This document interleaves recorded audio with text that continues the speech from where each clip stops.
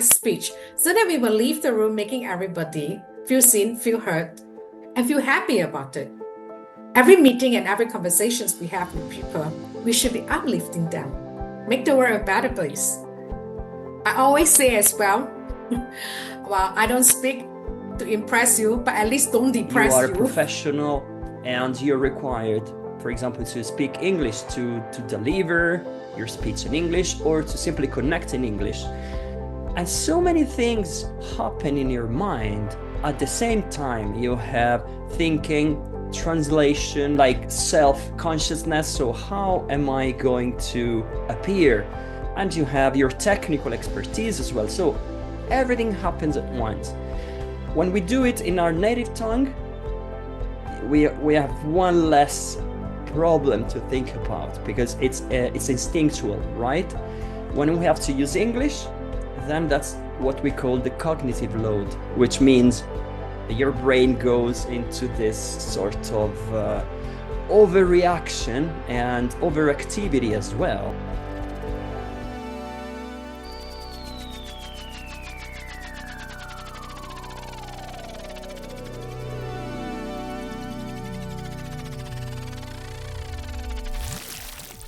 Hi everyone, welcome to a new episode of the Non-Native Leader, my video podcast series where we explore the lives, the struggles, the stories of international professionals who work in tech, fintech, AI, IT, politics, the arts, a whole range of industries, and they have one thing in common: they were not born in an English-speaking country. So today I am honored and I have a great pleasure to have with me Melinda. Melinda, all the way from, well, I'm not going to reveal it. Yeah, so I don't like to spoil it, you know. So Melinda, you're very welcome to the show. And yeah, so tell us a little bit. So who are you? Where are you? What do you do? You know? Thank you very much, Daniel, for having me as your guest. It's a great honor because we are working across many seas. So, everyone, my name is Melinda Ng. I'm based in Singapore. I'm a career development coach, corporate trainer, and speaker. A little bit about my background. I built my experience in career development by working in the legal and compliance executive search space across APAC that will include career coaching as well. So today, as you can see from my name, I help professionals and organizations to grow through career clarity, communications, and purposeful career development. Wake Up Now with Melinda, it's a platform, a company that I've founded since I think some years back, a platform where I encourage people to really reflect who they are, becoming through their work, not just what you achieve. Nice. So communication, clarity, career development. There's a lot to discuss here. So let's take a step back, obviously, because uh, Singapore, so, and then working with people in career, working internationally. Um, Tell us, like, something I would love to know. Tell us a bit of your experience working internationally, but also some of your challenges, some of your wins as well. So I would say like the pros and cons, the highs and lows of working internationally with professionals from all over the world. Yeah.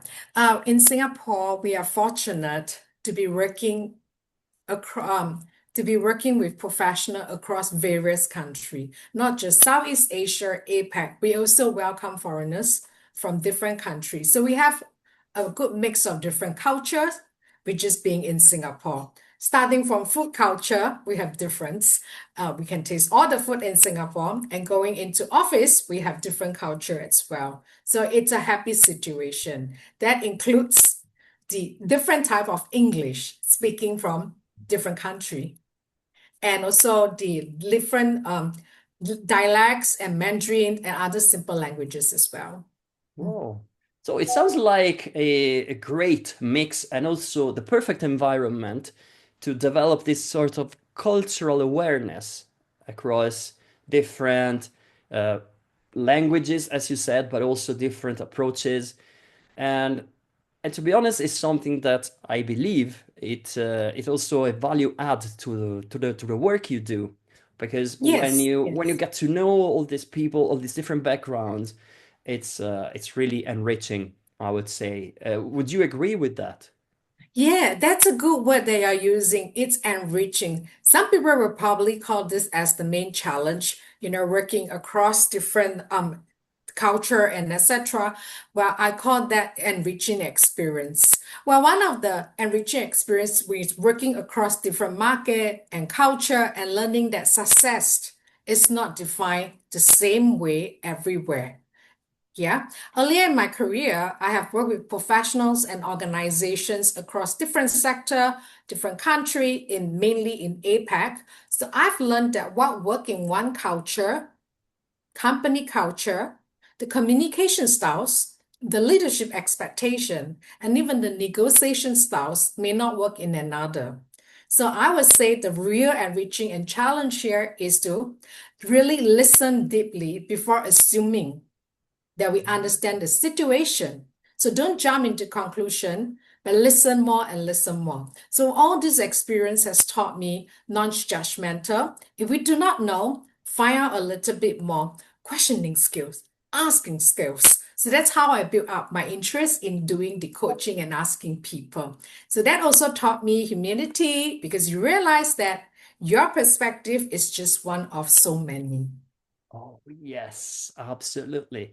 So building up this empathy, starting from a place of curiosity, where you really want Yeah, to understand, and that's where the multicultural environment plays a big role, in my opinion. Because you exactly. see, as you mentioned, different ideas of success, different ideas of negotiation, different ideas of what is good, what is not good. And so you start from a place of curiosity, asking the Yeah. right questions, and then you connect with people. Is that your approach? Would you recognize yourself? Yes, yes. So, on that extent, I have learned to put my personal emotions aside for a while and enrich myself by, like I mentioned, get to know the different culture, get to know the person, get to know the different nationality, the mindset, the grow up, and etc. So many things. So, I must admit that when I started working with different nationality, definitely there were differences. Yeah. At different Sure. stage, I experienced self-doubt, pressure, uncertainty, especially when navigating with new people, new environment. But there's also a time whereby I need to think about maybe this is a good learning experience and really, really push myself into going to read and understand, watching different video to find out about the culture and etc.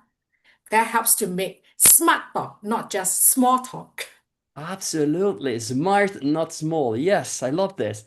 And Yes, making smart talk, not just small talks. Yes. yes, I'm going to steal this, by the way. Yeah, I just love this, Melinda. So it's gonna be my motto: not small but smart. Yeah, it's a great one.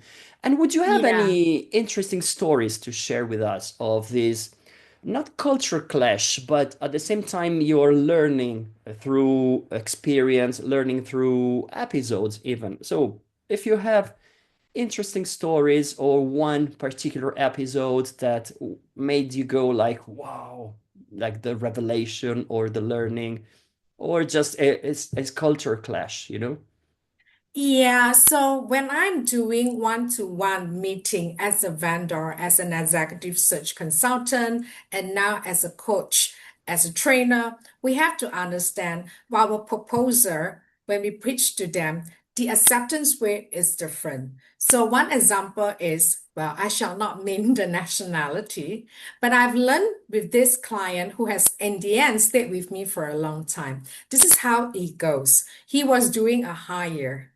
He engaged me because he wants to do a hire in Singapore. He has a lot of questions, very systematically. He asked me the questions. So I was thinking, this guy is well prepared. Is this a test? Is this a selection? And you know what's the most interesting thing? Very unique. Every time after I answered, he kept quiet for a couple of seconds. As many people will know, not many are comfortable with, we call it awkward silence. Yes. Yeah. So I sat there after the first question and first reply. Hmm. Mm. He didn't look at me. He just looked at the notes. That was probably like a good, I think, 10 seconds of pause. And he come back with another question. 10 seconds of pause and he come back with another question. So something like this makes me feel that I should be calm, okay, respect. I should keep quiet. Maybe he really, really need that pause to think. It's just individual thinking and absorptions of information, thinking pattern, and thinking style. So I respected that and I learned to control myself and sit back and relax as well. And I Oh, realized that I follow him. After I answered some questions and I asked some questions, he replied. I paused as well. okay. So that silence was not feeling that awkward anymore, or Yeah, was it? yeah. So it quickly come to my mind that probably he liked this pace. Okay. So I followed the pace. Yeah. And because I followed the pace, I realized I relaxed myself as well. I didn't feel that there's a different animal like from the beginning. Yes. He's different from me. So I think learning to match the energy level in the conversation is very important. We make Oh, yeah. the opposite party feels normal. And in this case, I've learned that talking, speaking, engaging, pacing out helps myself as well. You know what? At the end of the half an hour discussion, he Yeah. said, thank you very much for giving me that pause because English is not my first language. So when I'm speaking and replying to him in English, he told me in his mind he need that few seconds to translate into his mother tongue. He think in his mother tongue, he has to translate his Yes. replying to mother tongue, from mother tongue into English. Then he replied me.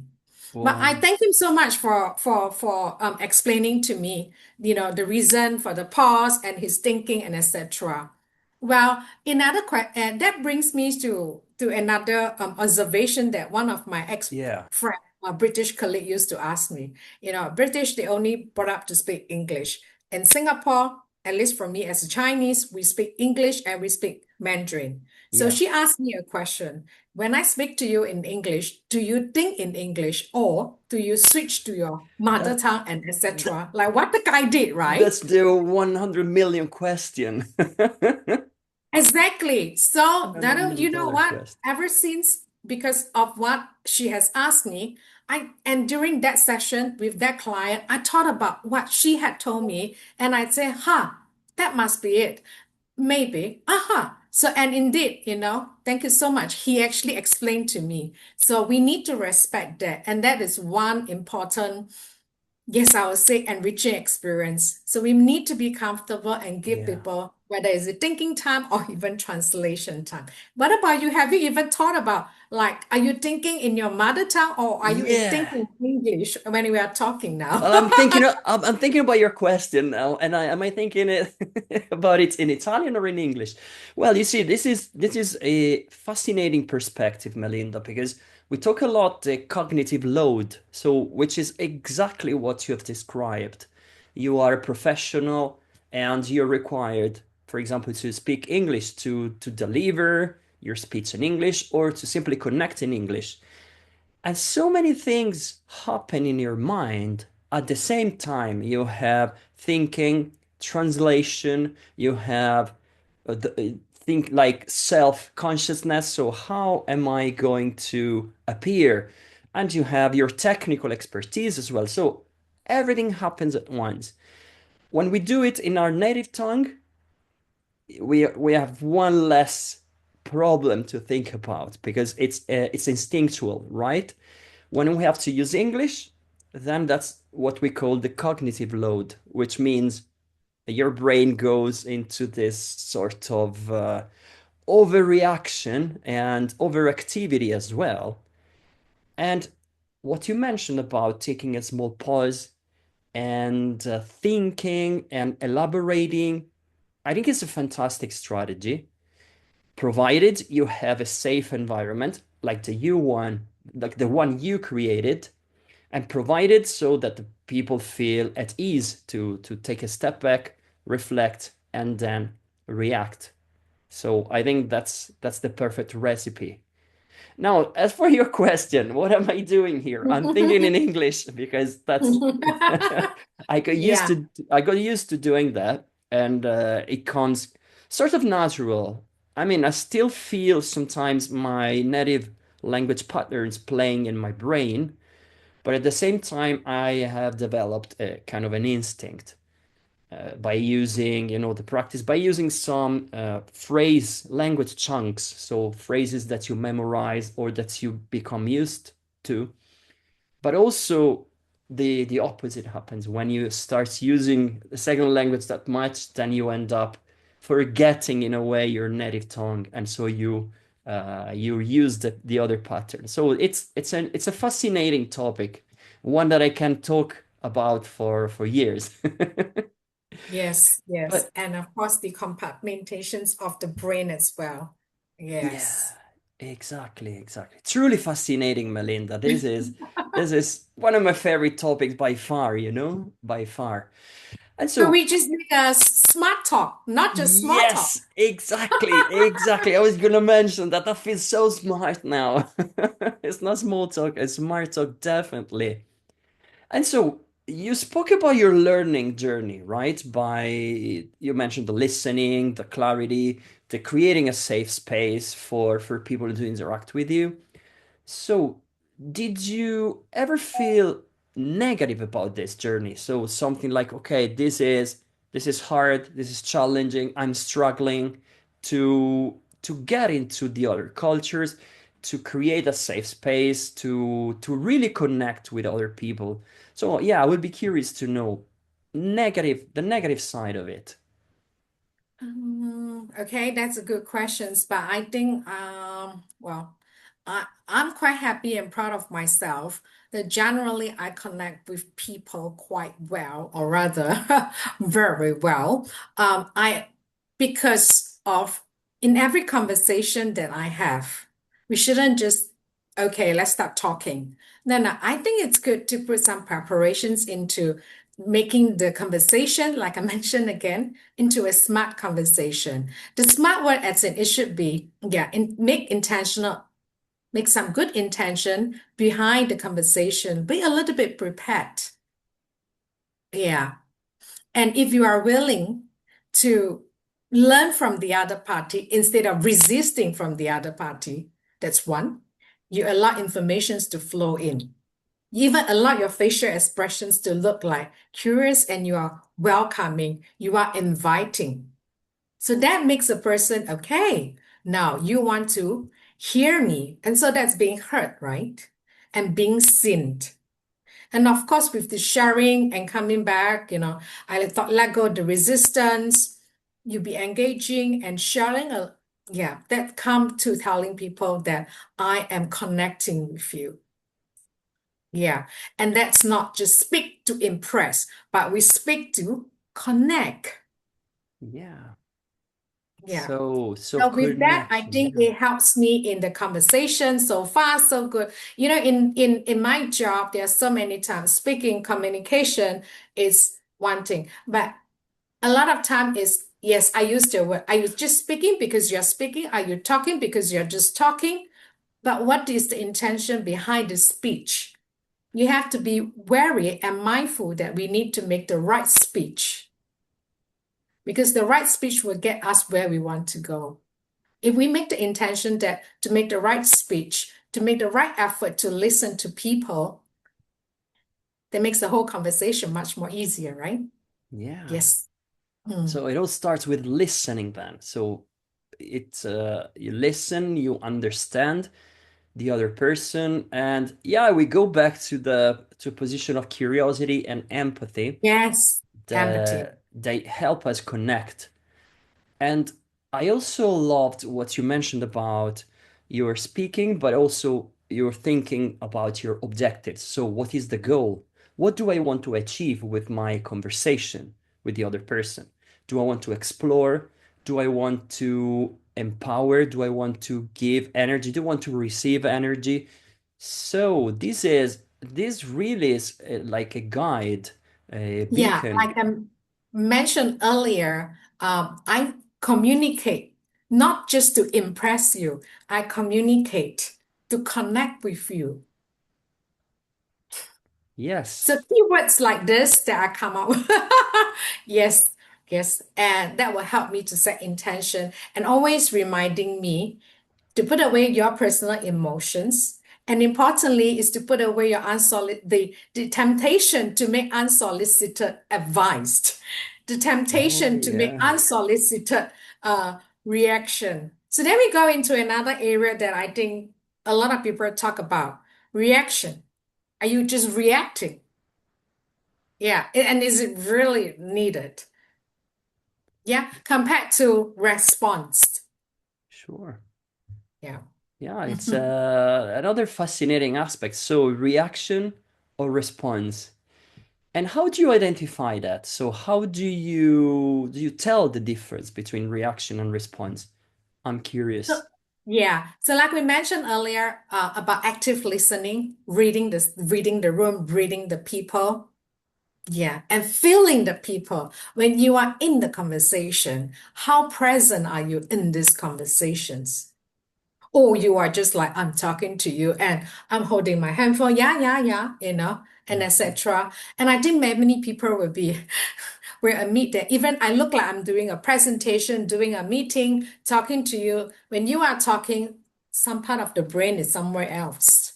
So I Yes. think, like I mentioned earlier, we need to make the right intention to be focused so that we will be able to bring in the right focus and we will be able to finish the meeting on time.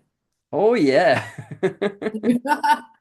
Which is a great side effect, of course, of being focused. Yes, I agree. And And so, importantly, is of course, sorry, the right speech, so that we will leave the room making everybody feel seen, feel heard, and feel happy about it. Every meeting and every conversations we have with people, we should be uplifting them, make the world a better place. I always say as well, well, I don't speak to impress you, but at least don't depress you. so you come from a place of optimism and uplifting others and giving energy.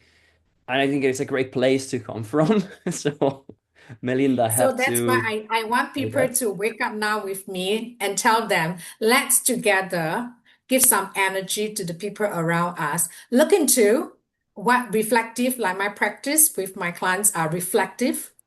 Think about what you have been saying. After saying this to someone, does it make you happier? Because making conversations like now what we are having, it should make me happier. Yeah. So these are some reflections that we think Yeah. about it. I'm sure we have some conversation. I walk after the conversation and the meeting, we walk out of that door. Oh dear, I shouldn't say that. Yes. So Which let's make is, an effort to minimize that. yes. Well, I already feel the energy. I already feel the positive vibes. So, Thank you. absolutely. Yeah, because, yeah, when you come, like I said, from a place of optimism and uplifting and energy, obviously you can feel it. And you never really walk away with, yeah, those regrets. Oh, I should have said that. I shouldn't have mentioned that. And which keeps playing in our mind even like weeks after. Think about those situations like meetings or job interviews, and you go like, oh no, no, no, I didn't get the job because I said that thing. Or yeah, I think my coworkers hate me because I didn't I didn't perform during the last meeting, whatever that is, but those regrets and Yeah. eliminating that part through energy, through positive thinking, through connection, I think it's invaluable. So I want to congratulate you, Melinda, for that. And That's why the name of my company, because I want people not to sit on it anymore. It's time to wake up now. Do you like absolutely. my name? Yes, yes. I mean, it's something interesting. I was reflecting on this a couple of days ago, the fact that you wake up in the morning and you should already check with yourself. How are you feeling? Are you feeling happy? Are you feeling strained? Are you feeling sad? Are you feeling anxious? So the wake up moment is so important because it's going to set the rest of your day and possibly Exactly. Exactly. I don't know about you, but for me, it has been a routine and a habit that every time I wake up now in the morning, I'm thankful for I'm awake, I'm alive, and painlessly, right? Because these exactly. days, tomorrow, oh, you don't know which one comes first. Yeah, tomorrow, accident. We really don't know which one comes first. Yeah. Okay, so moving on, and I've learned to make an intention. The moment I wake up, I stop waking. I make sure I do not wake up at the wrong side of the bed. I always Exactly. make sure I wake up at the right side of the bed and make an intention that today is another beautiful day. Yes, yes. I think that's the best approach. Again, going back to the optimism, to the energy. And I guess that's the same energy you bring with you in your job, in your private life. And then yeah, moving from there, place of optimism to connection, to listening, to empathy. So I think it's the best, the You. perfect recipe, I would say. Thank you. Thank you. And Yeah. now we are towards the end of our chat, Melinda, right? And we've touched on many interesting points. So the clarity, the connection, the empathy, the listening. So all of this in an international environment, in a multicultural environment, and with people from different backgrounds, right? So, thinking about this, having this in mind, so some recommendations, some ideas for people who want to go through, yeah, an international career, international experience, or working really across the world. Yeah, would you have any recommendations for them? Hmm. Yes, thank you for asking that. Yeah, that's a very good question. So my recommendations for people who wants an international experience, whether in Singapore or some other parts of the world, I will share three things. This is three things that I usually share. Stay curious is number one. So international experience is not just about going there, travel. It's really about making an effort to learn how different people think and live, because that will involve a lot of factor. And second is to develop self-awareness. As we are conversation so far, I think you will realize that I'm someone that go into awareness. I'm aware of this, I'm aware of that. So when you understand about your own values, strengths, and motivations, you'll be able to adapt to the changing environment, the new environment without losing yourself. And that's where you are standing aligned with who you are. If possible, I think you should really, really spend time to build genuine friendship. Yeah, because the most meaningful part of the career comes from conversations and connections. You never know when we're going to meet these people again. Like this conversation that I have with you, Daniel, is only once in a lifetime. Yeah. Yes. So every moment I meet a new friend, I meet a person, I make sure it's a worth one. So I will not leave the room thinking that I should leave the room happily and say, I make a friend. And I'll see you either in Singapore or some other part of the world. And that's why, I have so many friends who have left Singapore. I mean, I should say from clients and become friends who have left Singapore, but we are still keeping in touch. Isn't it good when I travel to some country, it feels so good that I have someone there Yeah. catching up for a meal, catching up for coffee. Yeah, you feel so well connected. You feel like you really have friends all around. So don't lose the opportunity to have friends all around the world. This is what Yes. I would share. That's the real social network, isn't it? Yeah, I think instead of expecting from people, what can I get from you? What can I get from you? It's really sharing. Give to gain, right? This is what the International Women's Day this year team give to gain. I think we don't expect from people what I can expect from you, but generally hear about different things. I enjoy listening to people sharing outlooks in life, what happened during their childhood and etc. That has so much favor than just reading books sometimes. Yes, you can learn from people, and I guess everybody has something to teach. you if you have the right approach, of course, if you stay open to receiving. So you can learn pretty much from everybody, provided you have a meaningful conversation and you take the time really to listen, to connect, to share, really. Going back to the roots of communication, we're sharing, we're putting things in common. So yes, that's the best approach again. And You know, I there's something extra that I ask some of my friends, international friends, when they arrive in Singapore, is to encourage them to do volunteer work to talk to some of our old folks, our senior citizens, who are able to share with them.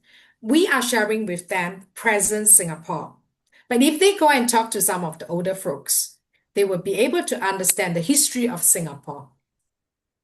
That will give them facts. So instead of being frustrated with some of the culture and practice we have, talking to some people, understanding the history behind it, that will give you facts. And that's turning from frustration to facts.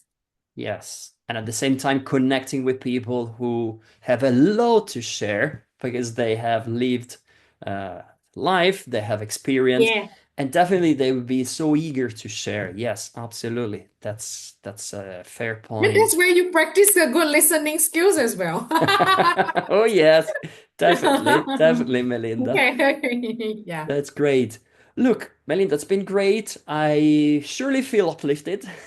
Surely, I Thank can you. surely feel the positive vibes, and I really appreciate the fact that, yeah, you come from a place of optimism and this idea of always leaving the place feeling better than you were before, both for you and the co-speaker. So I think that's amazing, and I surely feel that. So I want to thank you for that. Thank you. Okay, everybody, thank you very much for listening, for watching, for being with us. I've really enjoyed this chat, and I will see you in the next episode. Okay, bye bye.